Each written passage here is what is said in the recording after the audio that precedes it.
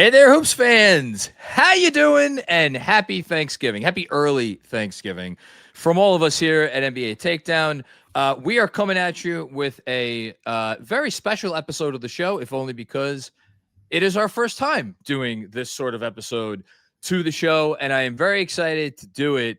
It is Thanksgiving week, which means family stuff is going on and obligations and those sorts of things. So I said, you know what, Jeff, Sean, get lost for a few days. Go brine your bird.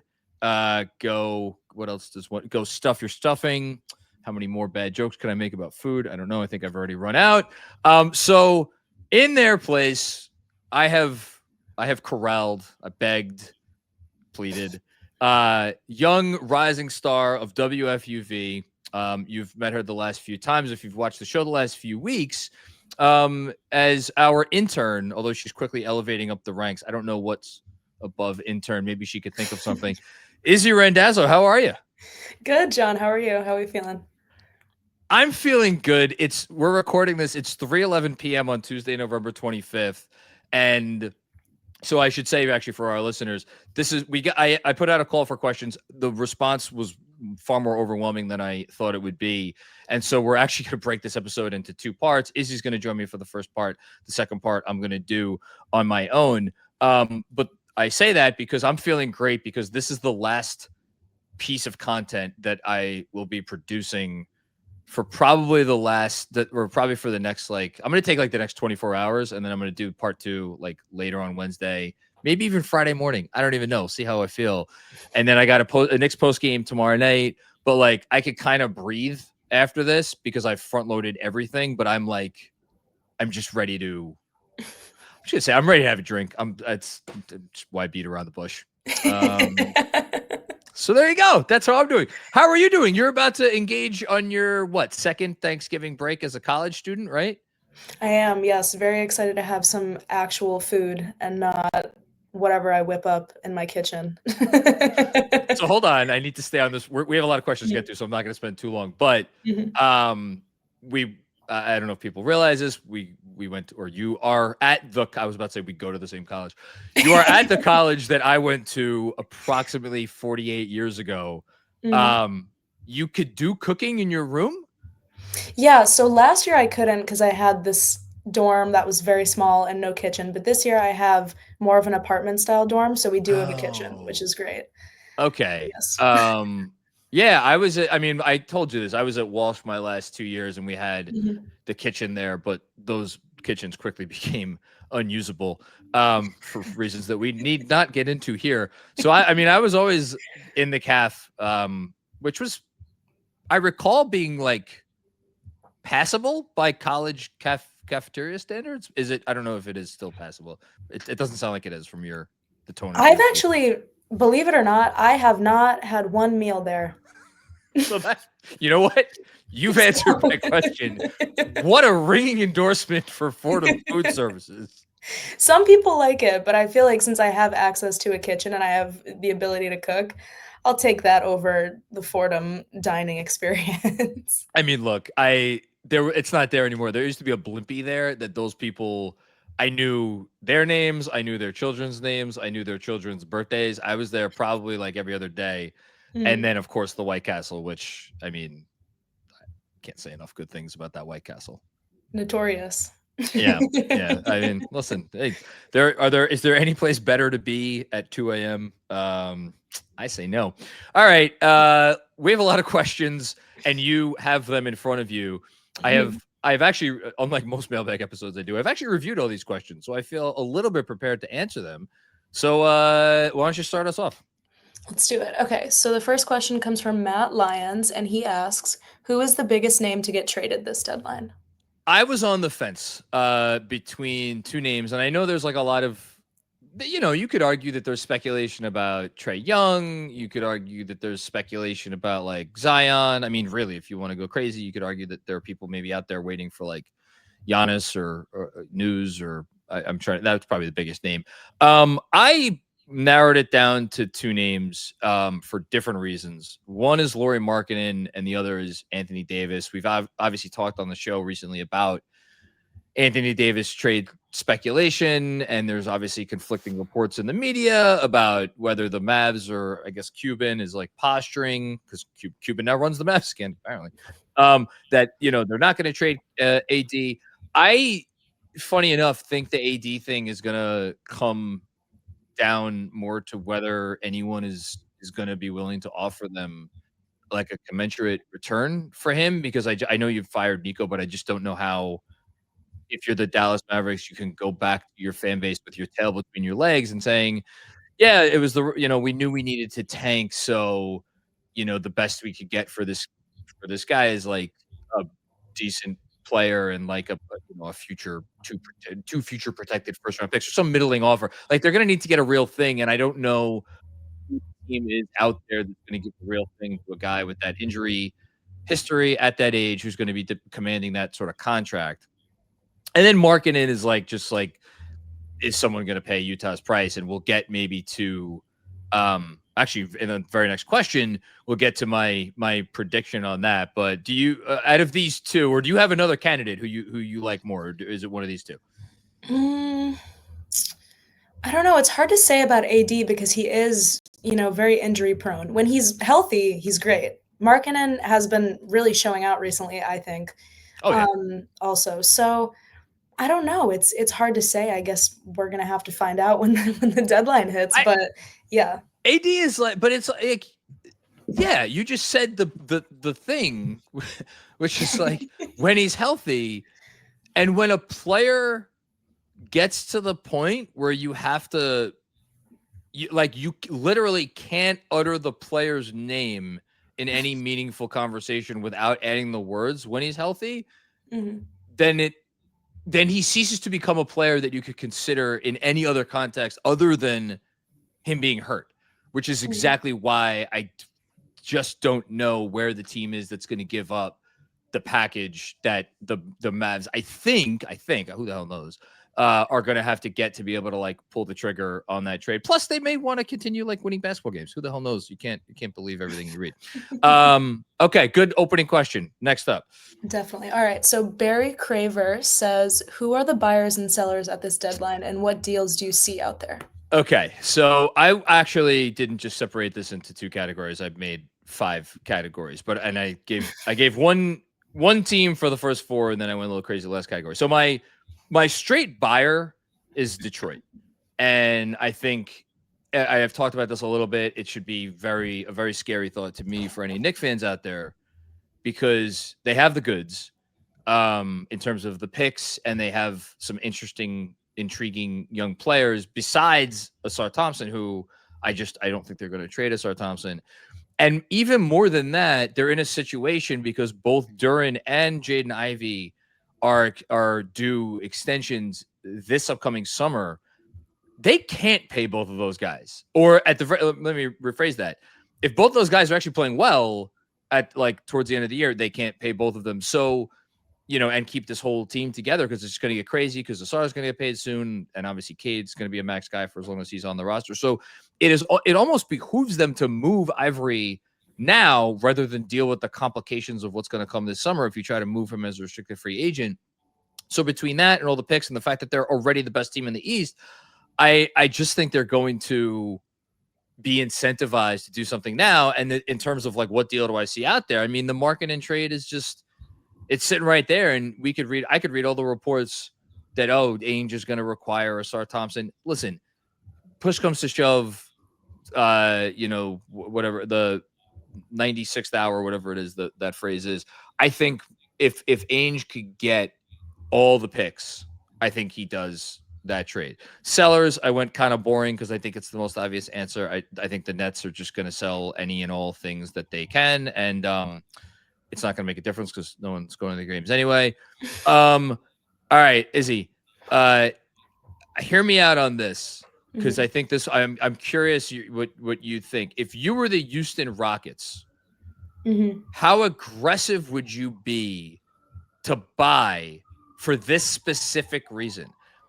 They have right now 11 guys who profile as guys who should be part of their rotation when healthy. Jabbar, in no particular order. Jabari Smith Jr., Amin Thompson, Alprinson, Şengün, KD, Steven Adams, Josh Okogie, Reed Shepard, Holiday, Eason, Capella.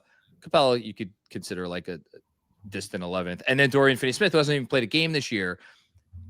My thing is like they have all the pieces, or sorry, they already have all the pieces they need. They have one too many rotation players, arguably. They have the Fred VanVleet contract sitting there to use as outgoing money.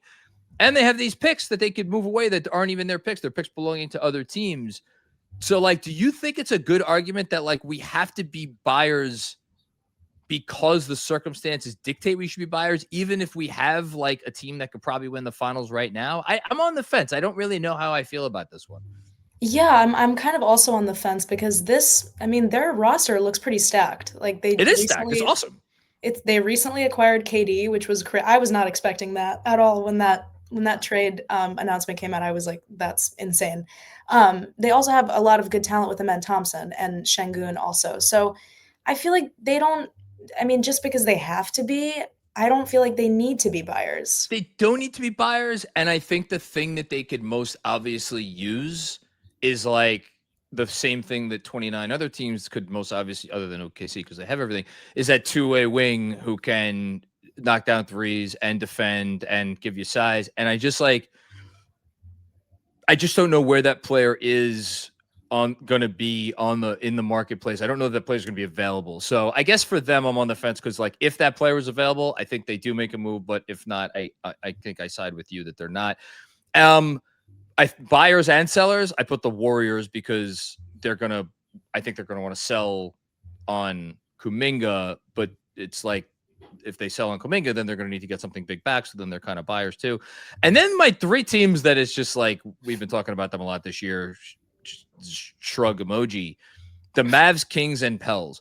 You could tell me that the I know what I just said about AD. You could tell me that the Mavericks, Kings, and Pelicans are all going to be buyers at the deadline, and I would believe you. You could tell me that all three of those teams are going to hold fire sales for any veteran on their roster, and I would believe you. I have no idea.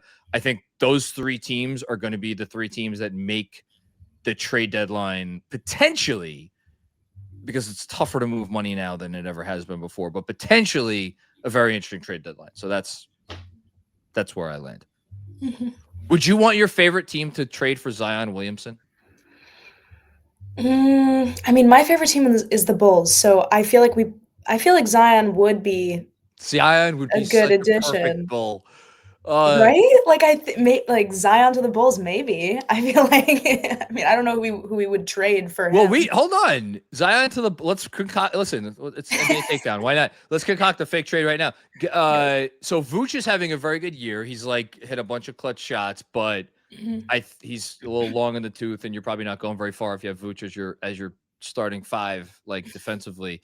Let's get Vooch in there for salary. We could toss in Kobe White because Kobe White is going to be due a big raise, and maybe the Bulls don't want to pay that raise. Yeah. And then I'm trying to think who else they would really need to. But Buzelis, we're going to talk about Buzelis in a bit, so I'm not going to bring him up. But like he's untouchable. Giddey obviously stays. I don't know. Maybe if you're Pelicans, you want Dosunmu. Maybe you could pawn off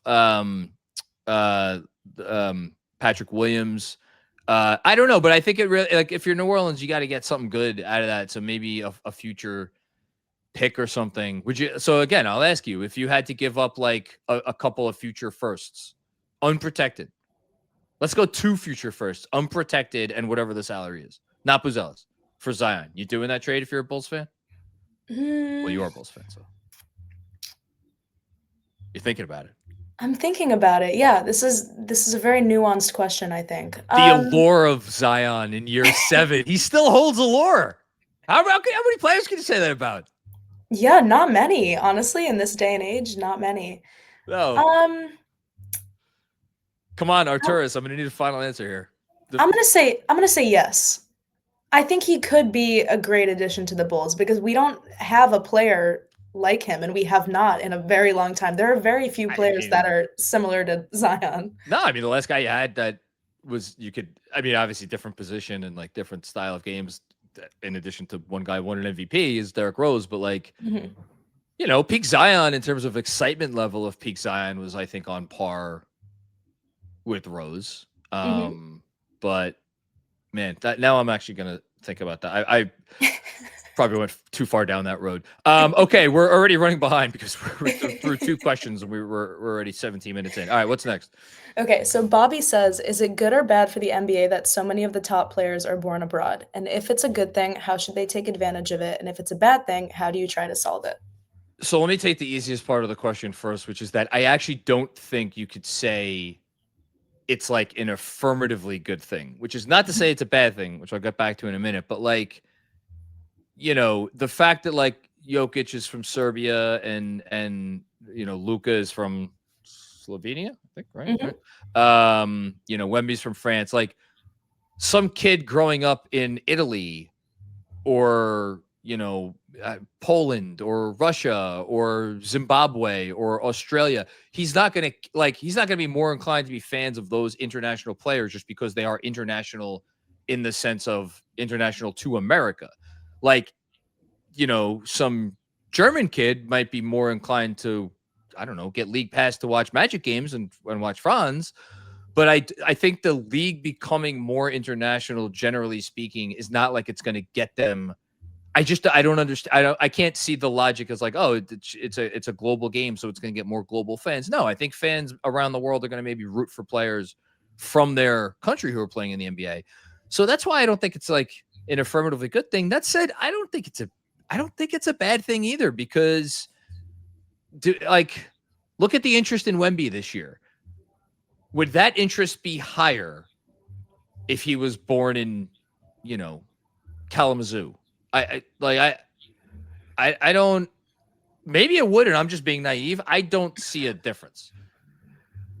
Yeah, I mean, it's hard to say, but I feel like we look at the Olympics where Wemby was on the France team versus Team USA. That was a crazy matchup because he is in the NBA and he is from France, and his national team was playing Team USA with so many players that are in the NBA, Yeah, that or was all cool. of the players that were in the NBA. Yeah, But I feel like international players do a good job in terms of having, people from their country start to root for them, which kind of brings more awareness to the NBA as a whole. sure. Yeah, no. It definitely 100%. Again, if you take the countries that those international players are from, I 100% agree with you. I just I don't know. Do I think the fact that there are more international players in the NBA means that we should be getting closer to like having a team or 2 teams, for instance, like overseas, like 2 teams in England or a team in France and a team in England? I know there's been some conversation about that over the last couple of years. I don't I don't know. For the life of me, I just don't think that would be good. I'm sorry. I just don't think that would be good for the sport to have like an NBA team in France, because then you could get into all kinds of issues of like, all right, are players really going to live overseas with their families and have a certain amount of home games over there? And I think it's not worth the mess, especially since there are cities here in the United States that like could support an NBA team and probably should have an NBA team that don't have an NBA team. So anyway, good question. All right, who do we got next? All right. Eddie says, if you were not a Knicks fan and could choose to root for a different best/favorite team this season, which team and player would it be? And then he also said, I hate to admit how fun Miami would be to watch is to watch this season, and I love watching Norm get buckets. Okay, I like Norm Powell too. Miami's a fun team. Mm-hmm. I would not want to be a Miami fan because I would know that I was a part of a fraudulent fan base that left finals game early that we ended up winning. So fuck the Heat. I mean, the easy answers are the Thunder and the Nuggets, but that's like, or the Spurs for that matter. That's cheating. I'm gonna go with an answer that might piss off a Knick fan or two listening to this. I'm gonna go with the Pistons because I almost think the Pistons this year are like a on steroid version of the We Hear Knicks from a few years ago. So maybe you don't know, Izzy, the Knicks sucked for many hundreds of years, and then Julius Randle, they hired Tom Thibodeau. Julius Randle emerged as an All NBA player. Like RJ got going, and they had a bunch of scrappy guys, and it was they were supposed to be the worst team in the league, and they were the 4 seed. You could say last year's Pistons were the equivalent to the We Hear Knicks, which I think is probably more fair because they got eliminated in the first round of the playoffs. But I don't know. There's something about this Pistons team that has this like. I mean, they're just like the team right now, other than the Thunder, that nobody wants to play because you're going to wake up and you're going to like have trouble getting out of bed the next morning. So to combine, it's true to combine that with the fact that they are legitimate. I mean, someone posted a stat on Twitter. I should have had it for us to post up here. Not a stat, but like a graphic showing the Pistons record from 2 years ago, and it was 14-68. And they are currently 15-2 as we are recording this, which is like that. That's over the course of 2 years they've made that progress. So I guess my point is that like, if you're a Pistons fan this year, it's probably like you're walking on air. And that's to me as a sports fan, the feeling of like what I'm witnessing like can't be real because it's so good and there's like just no downside at all.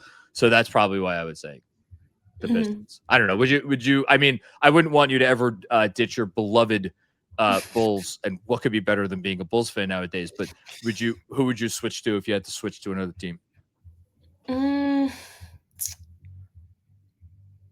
Other than the Knicks, obviously. Obviously. I mean, of course. I mean, I'm liking how the Lakers are doing so far. I like to see how Austin Reeves is doing. You did not just say the Lakers. Come on. I like the Lakers. I mean, like, well, so does like half of basketball fans all over the world. That's because of LeBron.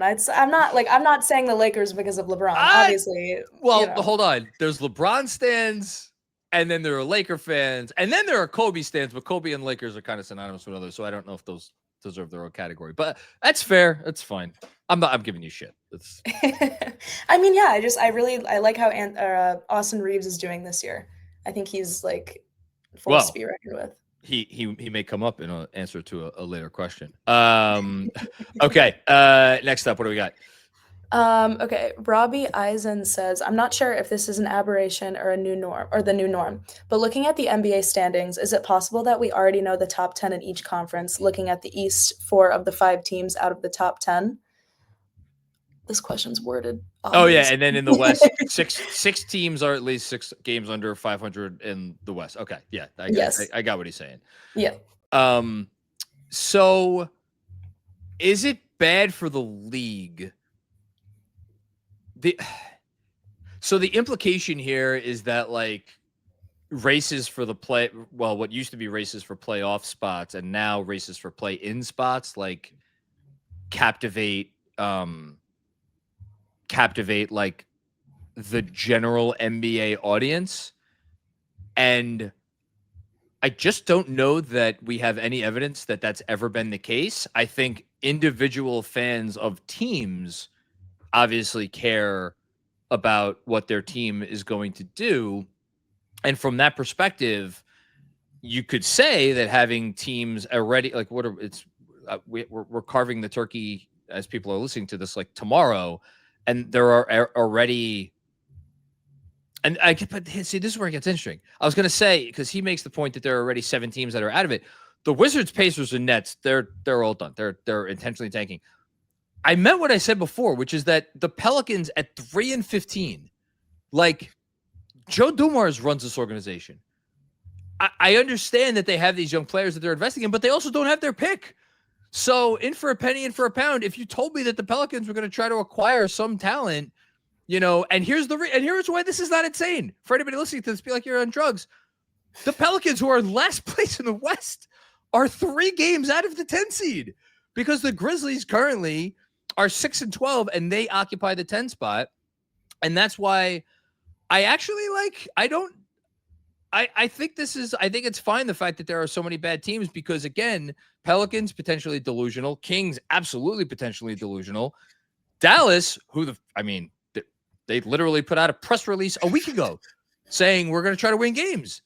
The Clippers don't have their pick. They're going to keep trying to win. The Jazz are the only team that eventually will probably slide into tank mode intentionally. The Grizzlies, I don't think they're going to trade Jazz. So like, I don't know. I think the more troubling part, to answer Robbie's question, is the fact that it's not that there are like already tanking teams. It's that there are too many highly incompetent teams in the league. And I'm not even being facetious about that. The fact that when you turn on League Pass on a given night, and I don't know if you feel this way too, like last night there were, whatever, 7 or 8 games on. Like we're in November, and like 3 of those games, you look at the matchup and you're like, well, I don't want to watch this. We know how this is going to go.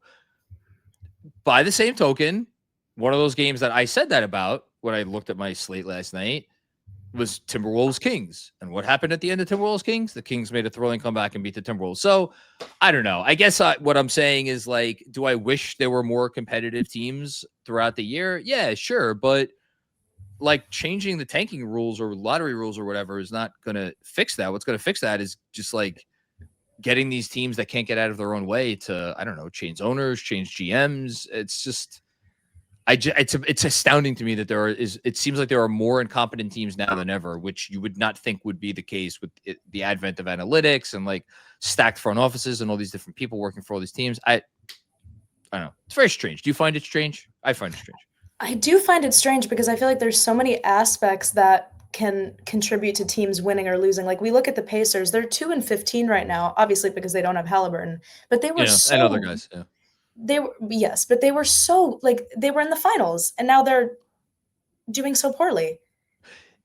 So the Pacers I'm happy you brought up the Pacers because they're such an interesting story. And I'm not just saying that because I may or may not have picked them to finish 4th in the East when I did my way too early predictions back in June. As always, I know what I'm talking about.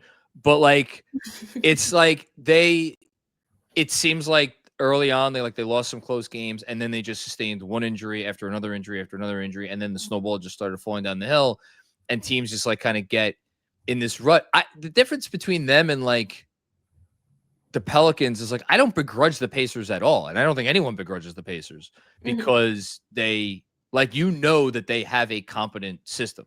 Like you don't have to wonder about whether the Pacers are a competent team. It's these other teams where it's like, what evidence do we have that they know what they're doing? And I think the sad reality is that we don't have much. But yeah. Anyway, all right. What's next up? Next, John Heller asks, I like this question. Top 5 most surprising players so far this year. Top 5 sleeper teams for the playoffs. Top 5 disappointing teams so far. And also could be fun to do an NBA Cup prediction, guessing the bracket winners and who ends up winning. Yeah, I'm not doing a cup prediction because I think the NBA Cup is stupid and I don't care about it. I agree. I'll have actually a thought on the NBA Cup later, but I'll save that. So I did a list of my 5 most surprising players from a positive standpoint. It was actually tough to narrow this down to 5, but I did narrow it down to 5. So in no particular order, Ryan Rollins, who is emerging as like not a star, but he's 23 years old. If you told me that Ryan Rollins made an all-star team in 2 years, I would be like, all right, I get it. And actually, I'm going to save this guy for last. Austin Reeves, you mentioned. I think he has to be named. I know he had a great year last year, has had a couple of good years in a row, but what he's doing this year is just to another level. Lauri Markkanen had a down year last year, and is he going to lead league in scoring? I don't know. He's been awesome. I didn't know if it was cheating to put a rookie on this list, but I did add Con Knippel. His last 11 games coming into Tuesday night, 23 points a game, which is like 30th in the league. It's a bunch of ahead of a bunch of guys who have made like all-star teams. And then I put Scotty Barnes on here, and maybe that's just because I feel like the Scotty Barnes is like the next. I mean, he doesn't really have a perfect comp, but is like can be the best player on a really good team. Like that train officially left the station last year, and now it feels like we're back. So people will listen to that and be like, well, that's your own fault for being surprised by Scotty Barnes because Scotty Barnes is really good. I'm just going to be honest and say that I'm surprised how good Scotty Barnes has been. And yes, a lot of that does just come down to shooting, and he's shooting it much more efficiently this year. And then I had to throw in Ja Morant because like I mean, I don't know that I ever thought he was going to get back to where he was, but I don't know that anybody expected him to become like Is he like the 18th best point guard in the league right now? Like genuinely, he's not as good as Ryan Rollins. Like, there's a good one. And I just don't know who saw that coming. Sleeper team, I only went with one true one, which is Miami, because I think they could, with their system, surprise teams in the playoffs. And then, Izzy, I want you to pick between these two. Who is the more disappointing team for you? The aforementioned Grizzlies and Ja Morant, or the Los Angeles Clippers? You can only pick one. I'm going to go the Clippers. I think that's the right answer. Yeah. They have a worse record than the Grizz, and they had a much higher over-under coming into the year. I really don't. I feel like James Harden should not be on the Clippers. What? Hold on. That's a take. That's a take. Where would you like? So you're like, we cannot waste the last great season of James Harden's career. Is that where you're coming from? Honestly, yeah, because it's like his team doesn't. I mean, what are they right now? They're atrocious. They have 5 wins as of where we're recording this. He dropped, what was it, like 50 a few weeks ago or something like that? A couple of days ago, he dropped 50. He dropped 27 points in the first quarter recently. If I were a team looking for a good player to acquire, I would try to acquire him for sure. I feel like the Clippers should let him go. Like, I feel like they should cut James Harden. That would be the funniest thing in the world. but you know what? I'm so happy you said that, because I don't think most people are even thinking that way in the context of James Harden and the Clippers. One, because the Clippers don't own their pick, and you would think that they are going to continue to have an incentive to try to win games, even if it's to get in the 10th spot in the West. But also, it's like, are the James Harden playoff failures to the point where no team is going to talk themselves into giving up real stuff for like whatever's left of his prime? I mean, he's past his prime, but like whatever's left of his ability to be this level of player, because they just don't have the belief that he's going to be there when it matters, unless he's like your third best player or third most important player. And like, I just don't know where's the team out there that has aspirations to win a title and that has stuff like the money to move out to bring Harden in, and he's not too high on there. There's just a lot of complications. So I appreciate where you're coming from, though. I do. Yeah, I don't know. I feel like he is past his prime, but like he's still an amazing player for his age and how many years he's been in the league. I feel where could he send? Oh my! You know what the trade? Oh my God, this would be. Let's hear this. I'm ready. It was literally the first. I just looked at the standings, and it's literally the first team that I saw. But I thought about it for about 3 seconds, and I was like, "Yes, this is what I'm going to say." How about we send him to Golden State? Ooh, I was not expecting you to say that. And I was not expecting an ooh, but okay, I'll take it. Hold on, I'm going to look right now, because here's the thing: they have. So the Kuminga thing is complicated because there's. Talk about things that'll put people to sleep. There's like issues with his contract in terms of like the money that is how much it goes as outcoming versus how much it goes as incoming, because of this very boring thing called base year compensation, which we don't have to get into. But you could probably still find a way to send him out and then compile enough salary between like a Moses Moody and like but Buddy Hield's an important part of their team. But then again, if you have James Harden, maybe you don't need Buddy Hield as much. For pure comedy purposes to have, or just not even comedy, just like what would that look like to have James Harden and Steph Curry on the same team with Jimmy Butler and Draymond Green? I so badly want to see that happen, even though it is absolutely not going to happen. I would like to see it happen. I would too. Yeah, that's quite the lineup. Those 4 players. It's Harden something. And Draymond would be crazy. It's definitely something. I don't know if it's something good or something not good. Hold on, how much does he make? He was at 39 this year. Yeah, I don't know if the Warriors could get up to 39. It might be challenging, but I don't know. If there's a will, there's a way. Okay. Next up. Okay. Next question. What do you make of the rash of injuries over the last few years? Would starting the season earlier and hence allowing games to be spread out more and thereby lead to saner travel be an answer? This is from my guy Martin, who is a big time KFS supporter and patron. Here's my plan. You ready for this batshit crazy idea? All right, I gotta read this because I actually have to write it down. So, expand the league to 32 teams. That's the first thing. So, because the whole thing, what's the whole thing? The whole thing is more game or fewer games theoretically means less money in the owner's pocket. So, how do you make up that money? Well, I got some ideas. So, and I floated something similar on a recent Patreon mailbag. So, but I tweaked it a little bit. So, expand the league to 32 teams, so all the owners get expansion part of the expansion fee, and so that helps make up some of the financial difference. You play 66 regular season games. I'm going to get back to that, but 66 regular season games. Camp opens same time, October 1st. Training camp opens. You only play 2 preseason games, but the 2 preseason games have meaning because based on preseason wins and losses and point differential, every one of the 32 teams by the end of the preseason will be seeded 1 through 32. Well, why would you do that? You might be wondering. Because you will start the season with a beginning of the season tournament, which whittles 32. Every team participates, and it goes from 32 down to 1 champion. And that's 5 games per team. So if you're keeping track, 66 regular season games plus these 5 gets us now up to 71. So again, you're making up some of the difference.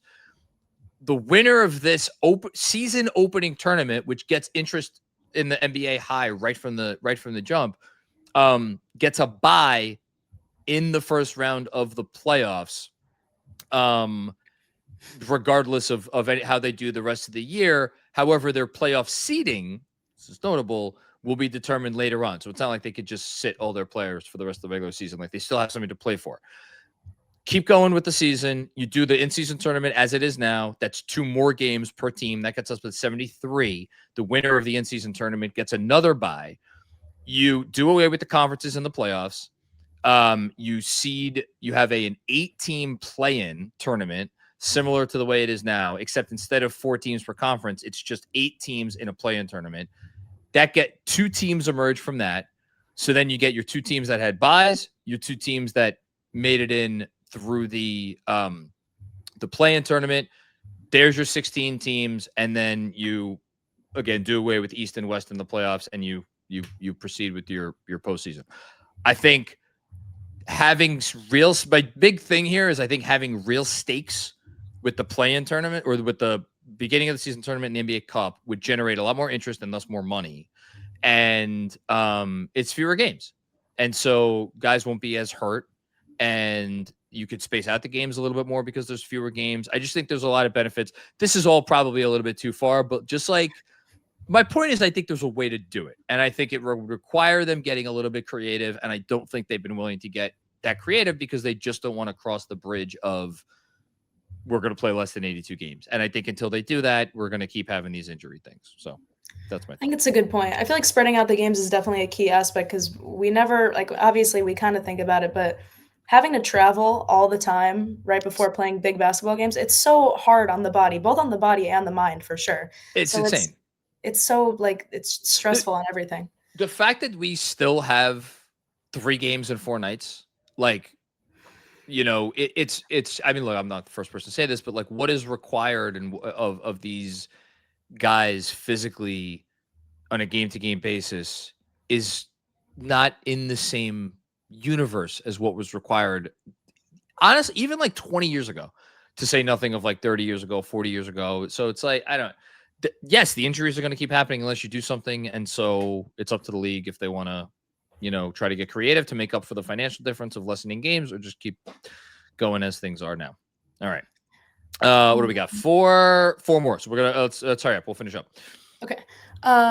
Is the power forward dead? Can you build a team that is just 1s, 2s, and 5s? In the traditional sense of power forward, i.e. Karl Malone, Tim Duncan, Charles Barkley, honestly, even Kevin Garnett, because Kevin Garnett would be a 5 now. Yes, the power forward is dead. That said, I don't think you could build a team of just 1s, 2s, and 5s. I think the Oklahoma City Thunder showed you the path, which is to build a team essentially of all guys that could conceivably play the 3, with the exception of Chet and Isaiah Hartenstein. Like, that's the path. How many guys can you get that have the skills of ones and twos in the bodies of, I mean, today, threes and fours, but once upon a time, what would have just been considered threes? I think that's what he's looking to do. Next up. Next question. Sixto says, I truly believe the league is in the early stages of a new golden era, and I'm very hyped about the new generation of players. We know the stars and expected stars, but there are some guys rising from the shadows, like Knipple, Derek Queen, etc. Any other players starting to pop up on the radar for you? I'm going to let you answer this first because it's your guy. Matas Buzelis from our very own Chicago Bulls. I think even last year, he was crazy. And this year, maybe because the Bulls just like aren't that good, they're okay. Hey, I will not stand. Will not stand for that disrespect to a team that is. Are they still over 500? I think they're over 500. But John, the thing is that Chicago was so like we were so good at the beginning, and now it's a slow decline. You got to play. You do have to play some defense to win like 50 games. Tell Billy Donovan. Yeah. Buzelis he's at 14. He's at 14 points, 37% from three on 4.5 attempts per game, although it's pretty much the same threes per 36 minutes. Yeah, I mean, I was high on Buzelis coming into the year. I don't know that he's quite taken the leap that maybe some expected, but you should still be excited about him. Definitely excited. He's moving up. I think he's moving where he needs to be. Yeah. Yeah, and then the other guy you mentioned here is like, it's kind of a cheat, but I'll let you say his name anyway. A cheat? Why do you think it's a cheat? Because he already made he made one All-Star team? Yeah, one All-Star team. Tyrese Maxey. Like, it's a cheat because, yeah, you could argue that Maxey should be in the running for most improved player again, but he already won most improved. He's already been an All-Star. He's awesome. He was the best player in a playoff series for his team against the Knicks. So it's like, it's not coming. He's not popping up on the radar. It's like, what's a better analogy?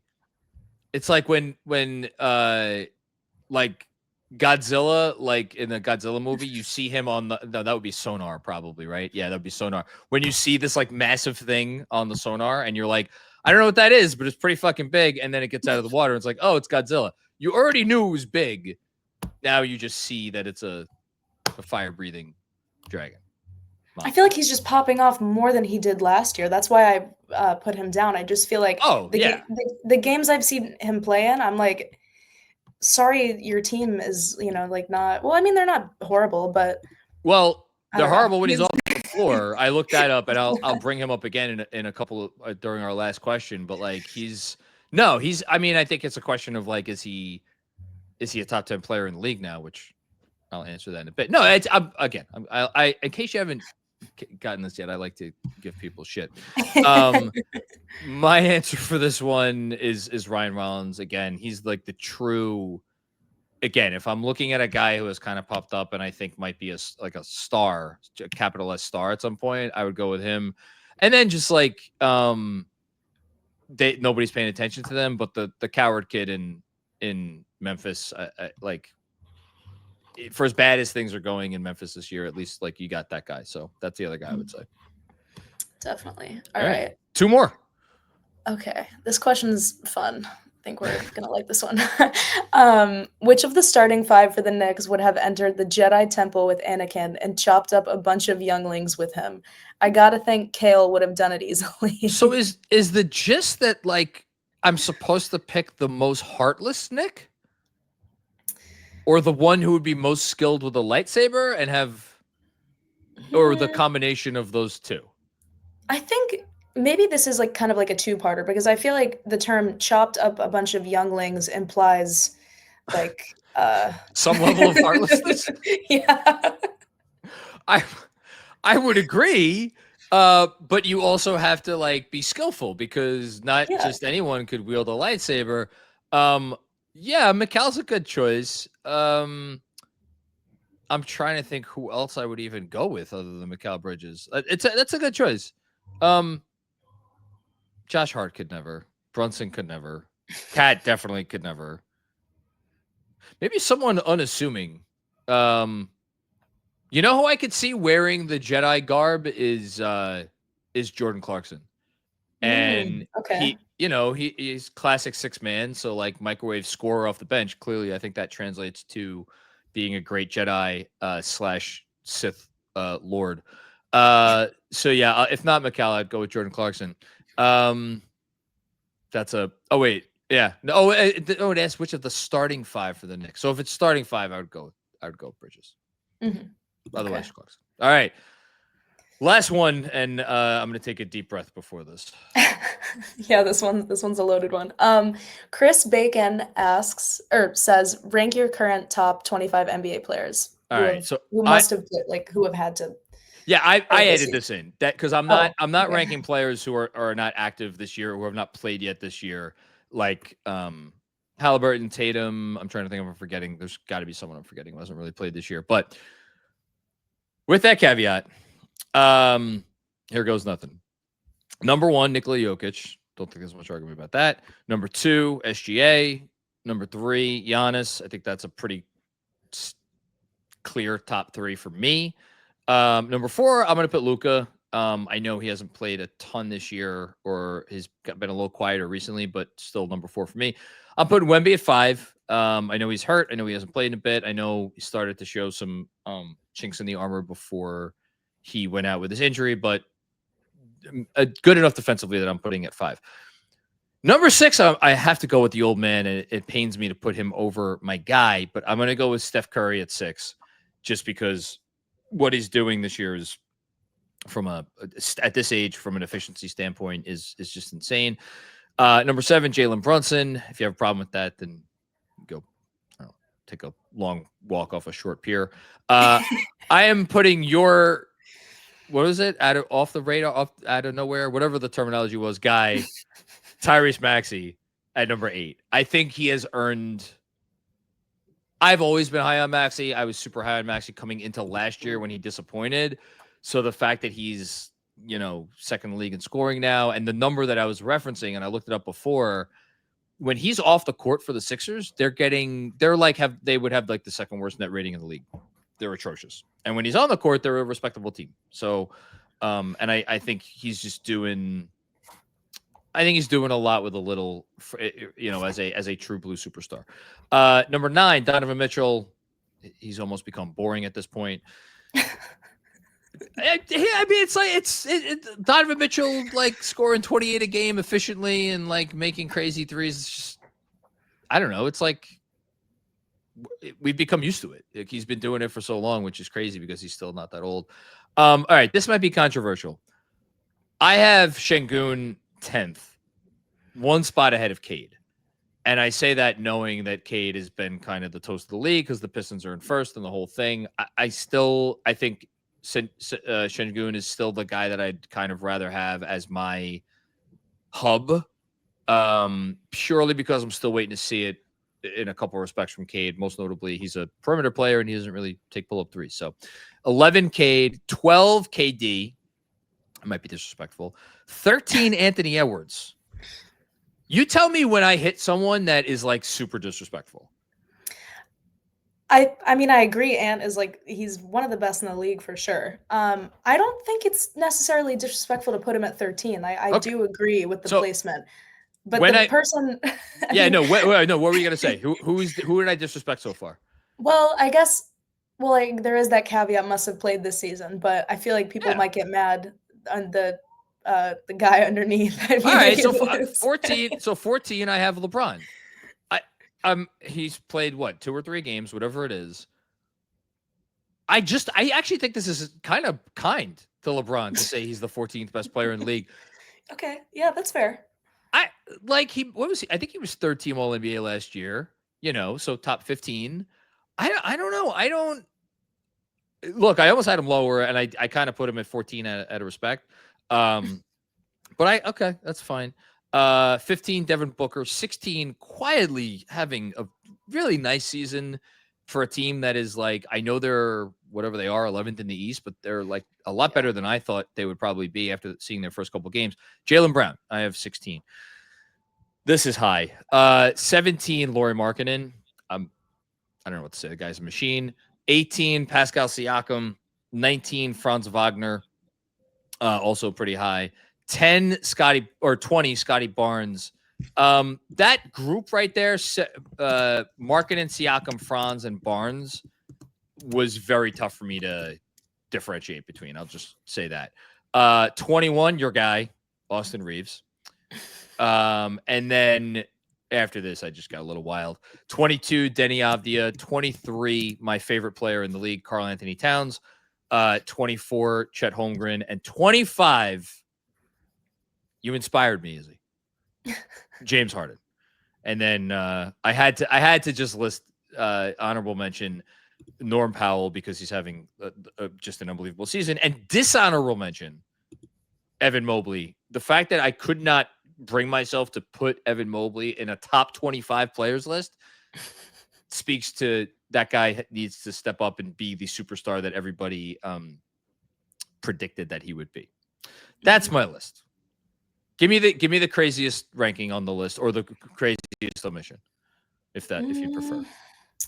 Honestly, like I think this is a pretty good list. I definitely agree with your top 10. I feel like that's, I mean, if so you agree with 40% of my list. That's a no, great like I agree with it, but I definitely, like, 100% objectively think that the top 10 is, like, if you've been paying attention to the league, like, there's not much area to dispute that, no matter who you're a fan of.